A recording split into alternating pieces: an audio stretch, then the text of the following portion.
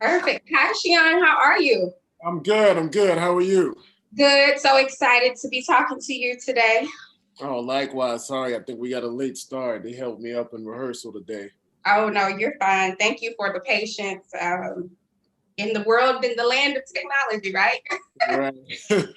It's all Um, good. yes. So you've had this pretty impressive career thus far, Sheaun, most notably starring in Vice Principals, Great Mhm. News, Boss Level, I Loved You in Snowfall, Yeah. and now entering the third season of The Neighborhood. I'm so excited to talk about this show because I felt like the premiere premiered on Monday and it opened the door and opened the conversation for us to have even more uncomfortable conversations with our families, with our friends, with our loved ones. Right. In the season three premiere, it tackled issues of race, policing.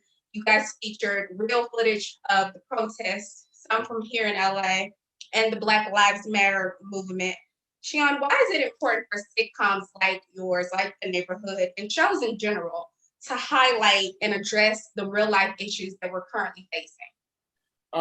Thank you for saying all that, first and foremost. And I think just because that is our real life experience, you know what I mean? I think sometimes we get away from the idea that this is TV, but you're looking at human beings and you're looking at real people.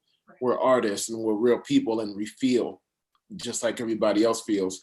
And I think it would have been highly irresponsible of us not to, or of anybody with a platform, Mhm. not to tackle this issue.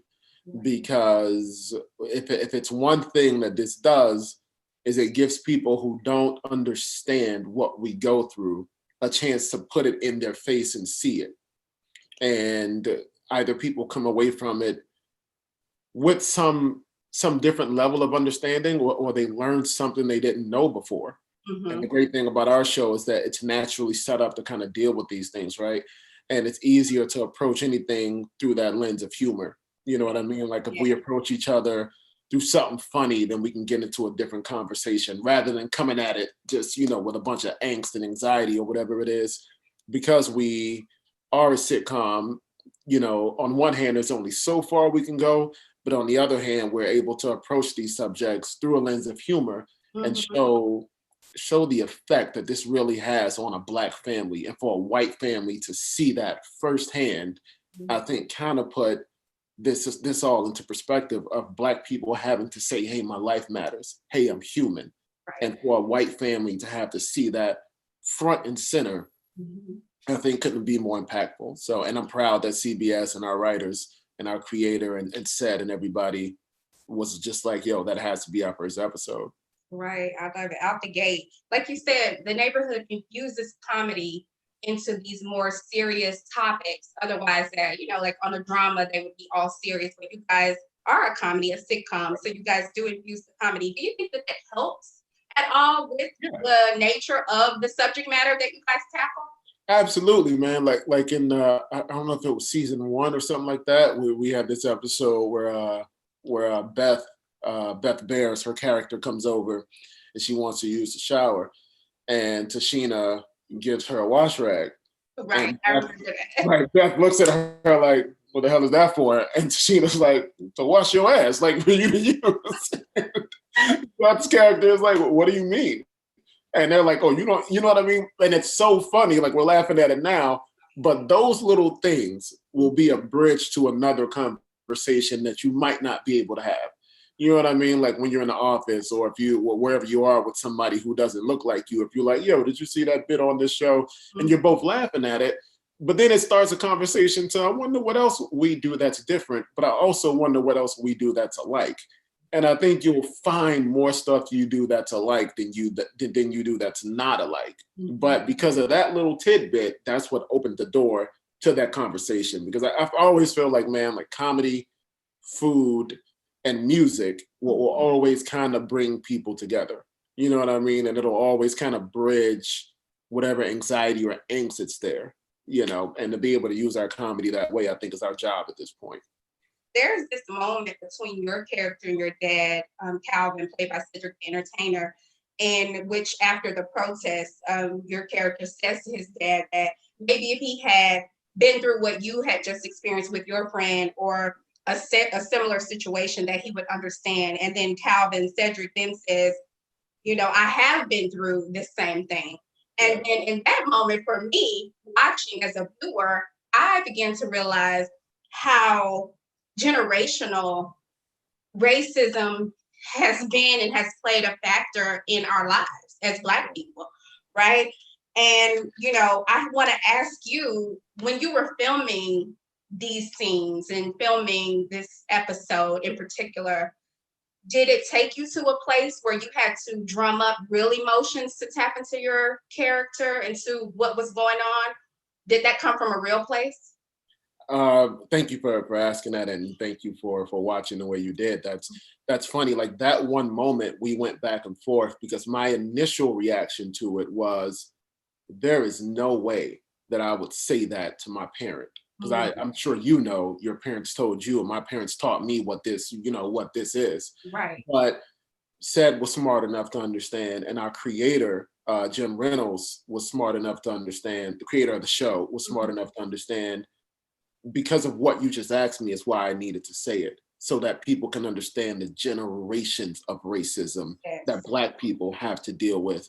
And of course, for me, it did bring up issues. I'm born and raised in Miami. And you know, I always tell people I grew up in the projects in Miami. I'm not from the part, you know, where people go to party.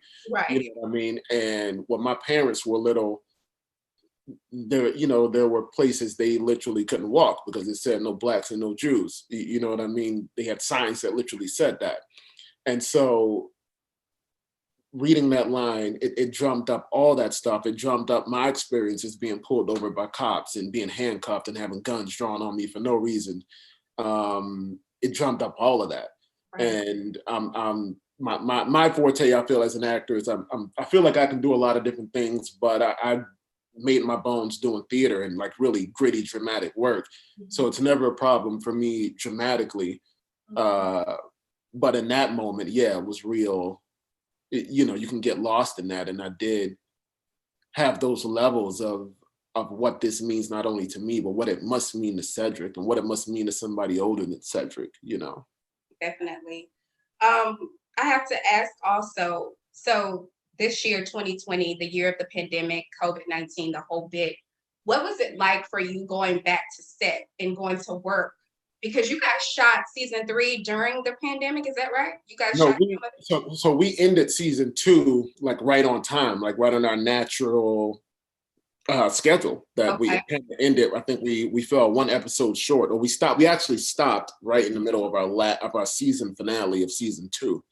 And so we really didn't miss any time as far as our schedule. But I mean, for all of us, and we're still going through, you know, coronavirus, and, you know, God bless those that have passed away, and, you know, God willing, we can get a hold on it. But I think for everybody, man, it made us realize what's really important. And it made us realize what a blessing it is for the things that we do have.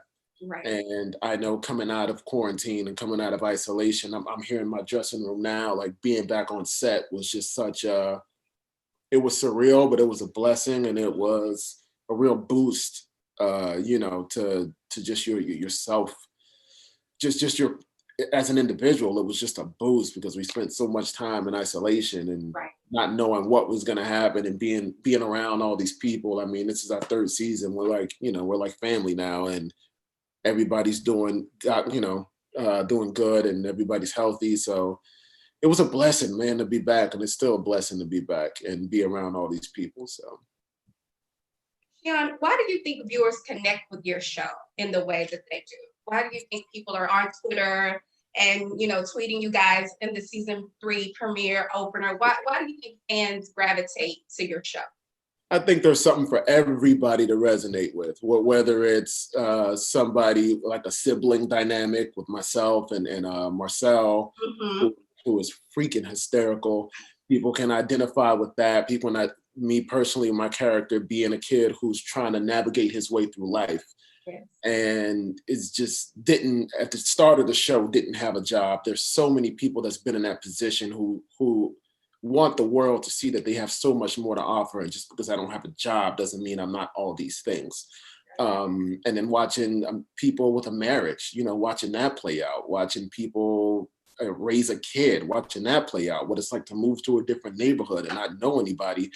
I feel like there's something for everybody in our show. And then, you know, Cedric the Entertainer, man, and Tashina Arnold, who is by far the funniest person you will ever meet in the world.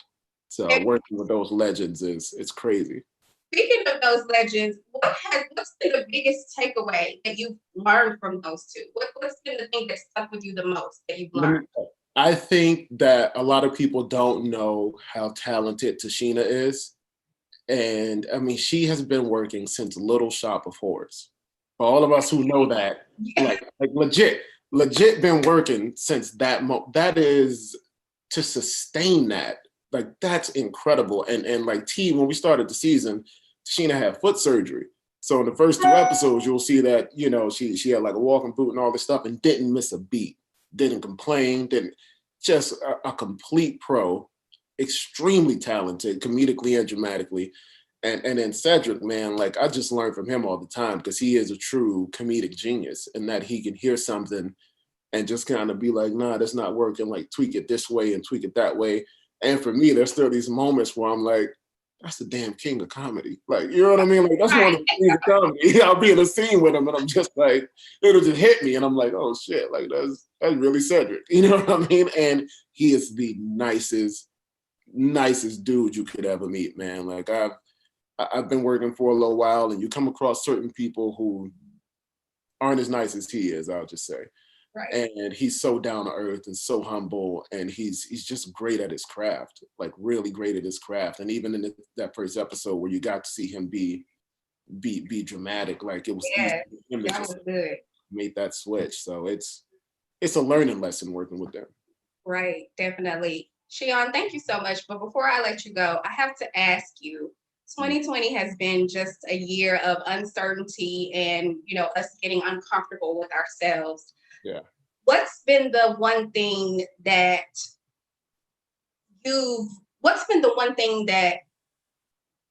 let me get this right. Okay. What's been the one thing for you in 2020 that has caused you to stretch and get uncomfortable? Leaning into my faith. Because my entire career, if I had the time to tell my whole story, is really about a trust of God. And if you're going to trust him, you got to trust him all the way, right? You know what I mean? Say that again, shit. Yes. You got to trust him all the way because his plans are better than yours. Ooh. And even going through all of this, not being able to get back home to Miami with my family or not knowing what was going to happen to the show, I'm very blessed to be like purchasing my first home and not knowing what was going on with that. And through it all, God was just like, just chill out. We'll be all right. Right. And here I am back on set, blessed to be working. My family so far is healthy. The home thing is happening. So it's lean into your faith and just trust it. Give it over to him and it's going to be all right. Well, on that note, we're going to be leaning in our faith and watching you guys on Monday nights on CBS, The Neighborhood. Sheaun, thank you so much for talking to us today. Thank you. I appreciate your time. Thank you. Yes, thank you so much. Bye-bye. Where is the buzz? Oh, where is the buzz? You said was mine. Where is the buzz?